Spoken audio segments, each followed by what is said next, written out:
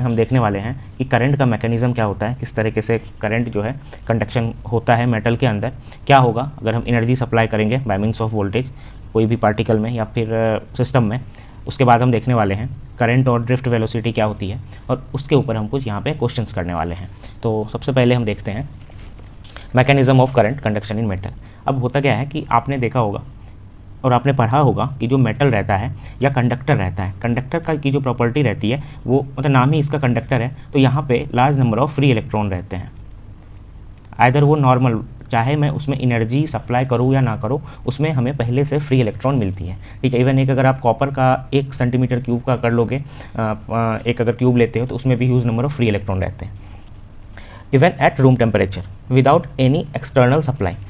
तो होता क्या है, जो वहाँ पे जो इलेक्ट्रॉन रहते हैं फ्री इलेक्ट्रॉन, वो रैंडमली मूव होते रहते हैं कुछ इस तरीके से हर एक डायरेक्शन में। कोई एक कांस्टेंट डायरेक्शन नहीं रहता, किसी की डायरेक्शन इधर रहती है, किसी की इधर रहती है, किसी की इधर रहती है, हर किसी की डायरेक्शन अलग अलग रहती है, अलग अलग डायरेक्शन में जो है ये मूव कर रहे होते हैं। तो रिजल्टेंट होता क्या है, जो हमारी नॉर्मल एवरेज वेलोसिटी होनी चाहिए इलेक्ट्रॉन की वो नहीं होती है। फिर अगर मैं उसके ऊपर क्या करता हूँ, इलेक्ट्रिक फील्ड देता हूँ, तो क्या होगा वो देखेंगे। But because of this randomness होता क्या है कि सब आपस में कोलाइड करते हैं एंड पॉजिटिव चार्ज के साथ अट्रैक्ट रिपल करते हैं, तो ओवरऑल उसकी जो वेलोसिटी है वो जीरो हो जाती है। ठीक है, तो ये है बेसिक जो है मैकेनिज्म है eight normal without any external source, जब इलेक्ट्रॉन का कंडक्शन होता है मेटल में। अब हमें एक प्रॉपर डायरेक्शन में कंडक्शन करवाने हैं इलेक्ट्रॉन का, तो उसके लिए हमें क्या करना पड़ता है, क्या होगा जब मैं एनर्जी सप्लाई करूँगा वोल्टेज के फॉर्म में कंडक्टर पे। मतलब मान लेता हूँ कि मेरे पास ये एक कोई मेटल है, ठीक है, मैं इस मेटल में क्या करता हूँ, मैं यहाँ पे एक एनर्जी सोर्स प्रोवाइड करता हूँ। एनर्जी सोर्स जैसे मैं प्रोवाइड करूँगा तो ऑब्वियस सी बात है यहाँ पे एक इलेक्ट्रिक फील्ड जनरेट होगी, और इलेक्ट्रिक फील्ड जनरेट होगी तो वो चार्ज के ऊपर फोर्स लगाएगी, और जो फोर्स होगा उससे क्या होगा, उसका जो एलिमेंट है चेंज हो जाएगा। ठीक है, वो एक डायरेक्शन में ड्रिफ्ट करने लगेगी। तो आगे देखते हैं। अब क्या होता है, जो इलेक्ट्रिक फील्ड जो है प्रोवाइड करता है constant velocity towards the positive terminal. Obvious सी बात है, हमने देखा था अगर मैं यहाँ पे ये हमारी पॉजिटिव टर्मिनल है, ये हमारी नेगेटिव टर्मिनल है, तो हमारी जो इलेक्ट्रॉन की जो फ्लो होगी वो होगी नेगेटिव टू पॉजिटिव टर्मिनल। ये क्या होगा, जो इलेक्ट्रॉन है वो नेगेटिव टू पॉजिटिव टर्मिनल पे आएगी, और करंट यहाँ से पॉजिटिव टू नेगेटिव टर्मिनल पे आएगी। तो उससे क्या होगा, जैसे ही इलेक्ट्रॉन जो है एक दूसरे को ड्रिफ्ट यहाँ पे फोर्स यहाँ पे करेगा, अट्रैक्टिव मतलब रिपल्सिव फोर्स जो है एक प्रॉपर डायरेक्शन में इलेक्ट्रॉन जो है अलाइन करते रहेगा, और इससे क्या होगा, जो हमारी रैंडमनेस थी इलेक्ट्रॉन की इस तरीके से जो फ्लो होते रहती थी विदाउट एनी डायरेक्शन, जिसकी कोई भी मतलब डायरेक्शन नहीं थी, वो सुपर इम्पोज हो जाएगा। ठीक है, और एक इसको यहाँ पे ड्रिफ्टिंग मिल जाएगी। ठीक है, तो ये होता है जब एनर्जी सप्लाई करते हैं बाय मीन्स ऑफ वोल्टेज। तो अब हम देखते हैं यहाँ पे कि जैसे हमने पहले बताया था, जो एवरेज वेलोसिटी रहता है कंडक्टर का, वो इफेक्ट जो है इलेक्ट्रिक फील्ड के इफेक्ट के चलते एक नई अलाइनमेंट वाली वेलोसिटी यहाँ पे डेवलप हो जाती है, और उसे हम कहते हैं ड्रिफ्ट वेलोसिटी। और जो ड्रिफ्ट वेलोसिटी का जो मैग्नीट्यूड रहता है ये अराउंड रहता है 10⁻⁻⁵ मीटर पर सेकेंड। ठीक है, तो अभी हम देखते हैं, बहुत इंपॉर्टेंट यहाँ पे एक डेरिवेशन करने वाले हैं, करंट और ड्रिफ्ट वेलोसिटी के बीच में क्या रिलेशन रहने वाला है। ये रिलेशन को समझने से पहले हम कुछ एजम्पशन कर लेते हैं। ठीक है, मैं मान लेता हूँ मेरे पास एक यहाँ पे मेटल है, मैं यहाँ पे एक मेटल ले लेता हूँ। इस मेटल का जो है क्रॉस सेक्शनल एरिया मैं ए एज्यूम करता हूँ, और मान लेता हूँ कि यहाँ पे एक इलेक्ट्रॉन है ई, और ये जो इलेक्ट्रॉन ई है ये डी डिस्टेंस ट्रेवल करता है।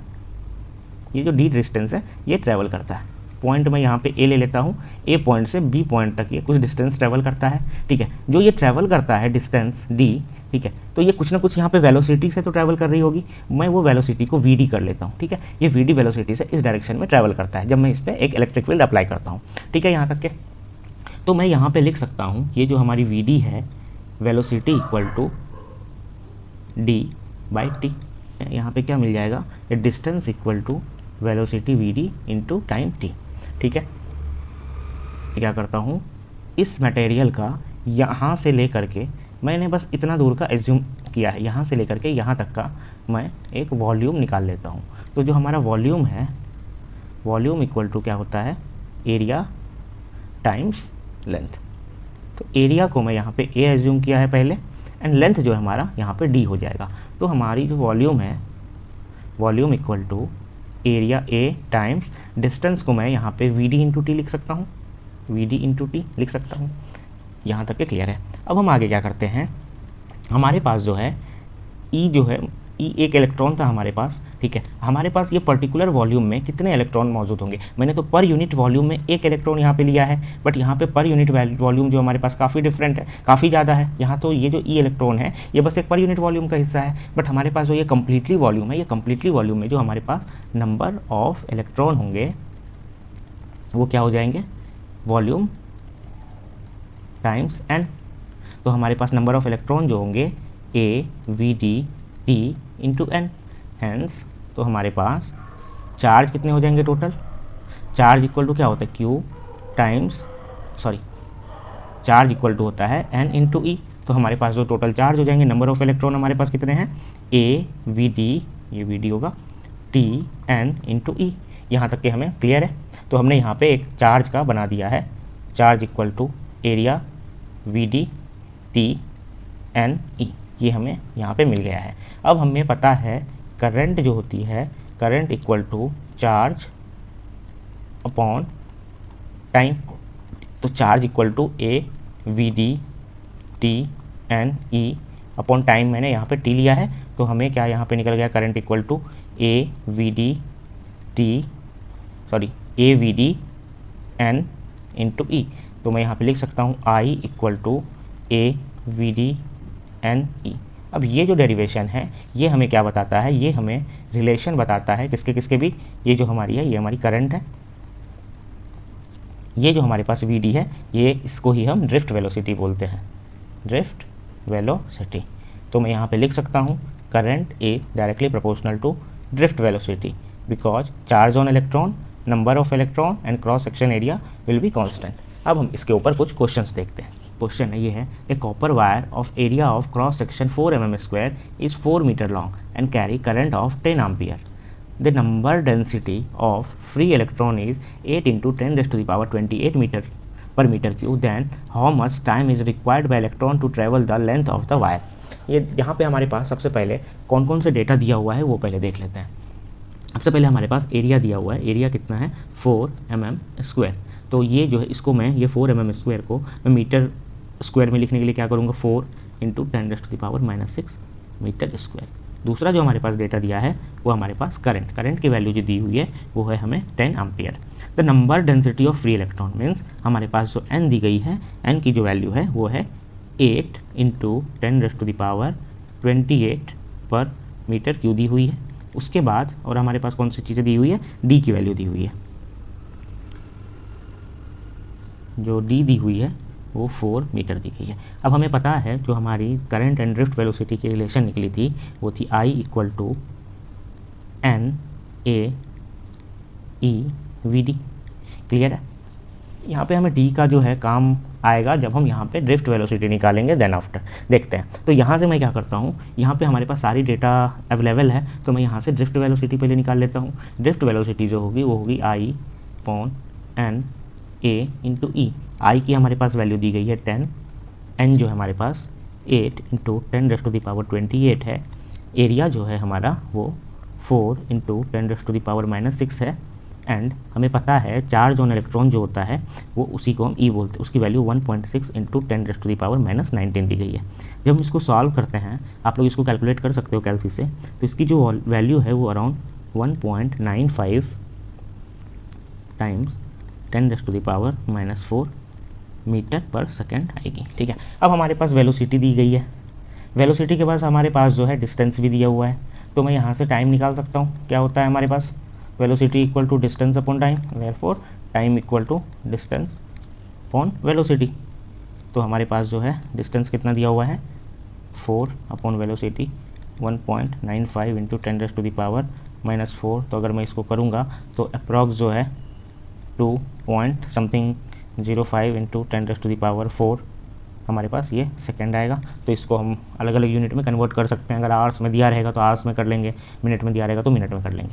अभी एक और इंटरेस्टिंग सा क्वेश्चन देखते हैं। बस एक और क्वेश्चन है, ये भी काफ़ी इंटरेस्टिंग क्वेश्चन है। ठीक है, इसको देखते हैं। ये क्वेश्चन है, 2 wire each of radius of cross section R but of different material are connected together end to end in series. Okay, if the density of charge carrier in 2 wire are in the ratio of 1:4, then the drift velocity of electron in 2 wire will be। ये question का मतलब है कि हमारे पास दो material है, एक ये हमारे पास मटेरियल दिया हुआ है और जो हमारे पास दूसरा मटेरियल है वो ये दिया हुआ है, और ये दोनों जो मटेरियल है ये आपस में सीरीज में कनेक्टेड है।